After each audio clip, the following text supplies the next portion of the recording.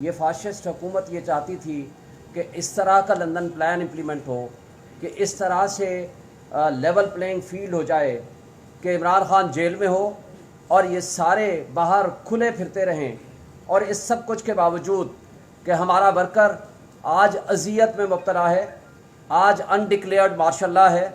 آج ہمارا ملک بے آئین ہو چکا ہے، جس طرح تکلیف اور کرب میں لوگ مبتلا ہیں ہمارے پاکستانی، اور جو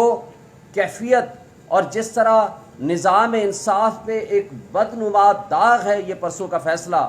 ایک متعصب جج ہمایوں دلاور کا، اور جس نے اسی دن لندن بھاگ کے جانا تھا، اور چیف جسٹس عامر فاروق صاحب ایک دن پہلے 4 تاریخ کو ہی ایک طرف کہہ رہے ہیں آپ اس کیس کا فیصلہ کریں، دوسری طرف وہ یہ ہمارا حق کے دفاع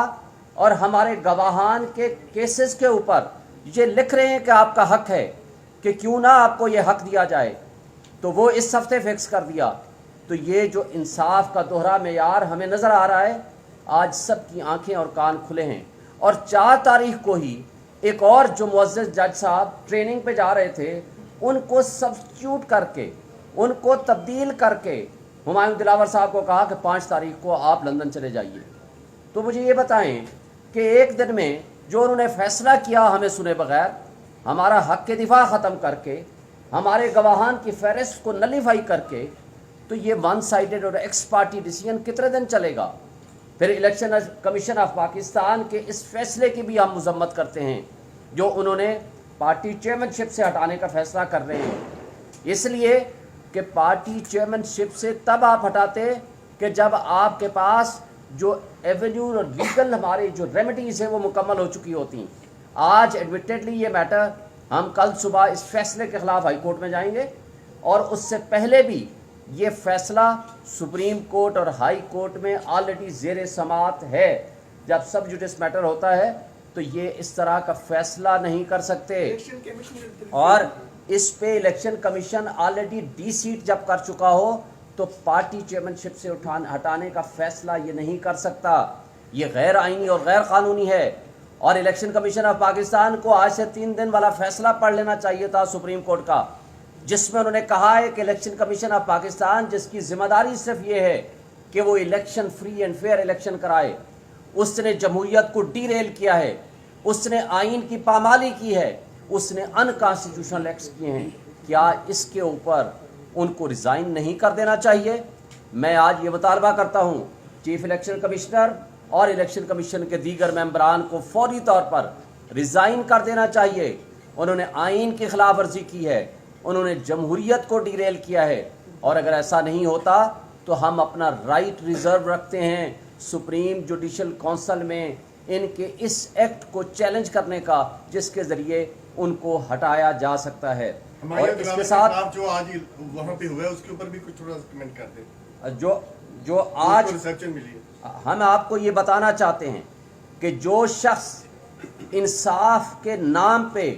منصف کی کرسی پہ بیٹھ کے، جو کہ اللہ کی کرسی ہے، اس کے اوپر بے ایمانی کرے گا، دنیا میں بھی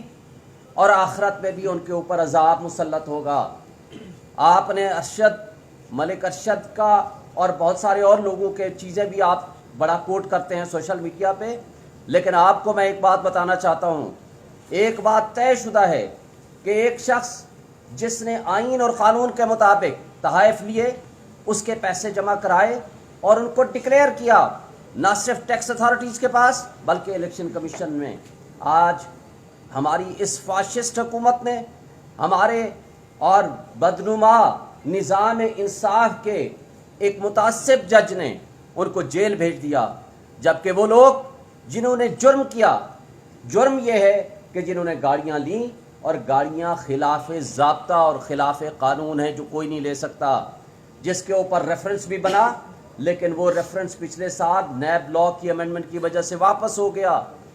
وہ جو جرم کرنے والے تھے ان کو اس ملک کی مقتدر طبقوں اور حلقوں نے اور اسٹیبلشمنٹ نے ان کو حاکم بنا دیا۔ آج انہوں نے ملک کے ساتھ جو کھلواڑ کیا ہے، جو پبلک کے ساتھ جو کچھ کیا ہے، 16 روپے یونٹ بجلی والا جو بل ہمارا آیا کرتا تھا آج 50 روپے پہ چلا گیا ہے۔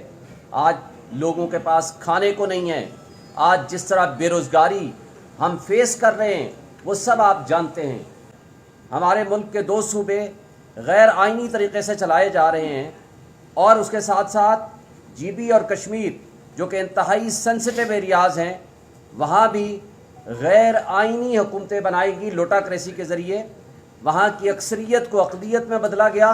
اور اقلیت کو اقتدار دیا گیا جو کہ کسی طرح سے عوامی نمائندگی کا حق نہیں رکھتے.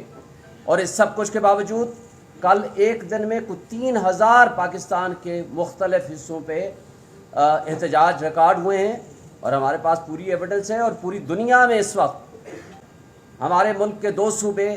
غیر آئینی طریقے سے چلائے جا رہے ہیں اور اس کے ساتھ ساتھ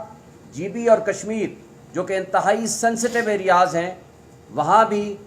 غیر آئینی حکومتیں بنائی گئی لوٹاکریسی کے ذریعے. وہاں کی اکثریت کو اقلیت میں بدلا گیا اور اقلیت کو اقتدار دیا گیا جو کہ کسی طرح سے عوامی نمائندگی کا حق نہیں رکھتے.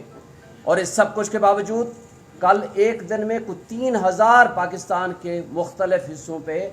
احتجاج ریکارڈ ہوئے ہیں اور ہمارے پاس پوری ایویڈنس ہے. اور پوری دنیا میں اس وقت